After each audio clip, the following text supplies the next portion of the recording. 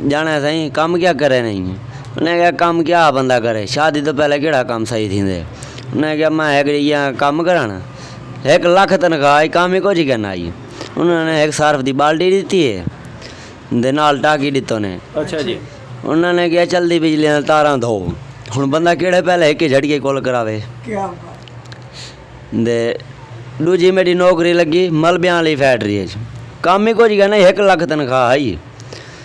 काम ये है कि उन्होंने आके गटर सोंग के दस कित्थों बांधे।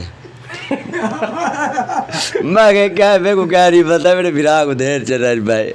अच्छा उस तो बाद मेरे को भी काम मिला थी कपड़े वाली फैक्ट्री है। काम ही कुछ करना ये 1.25 लाख रुपया तनख्वाह है।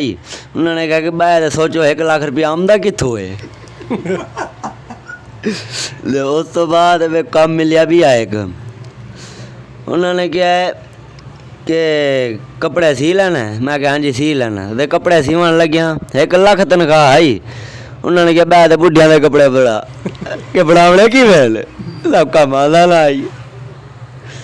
उस तो बाद एक थथड़ा जान दे वे मतलब क्या वाह बड़कदा।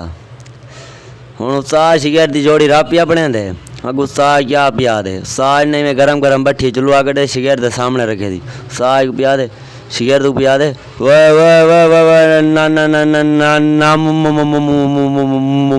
मुरादा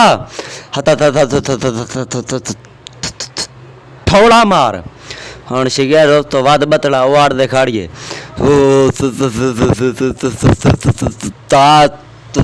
ताजी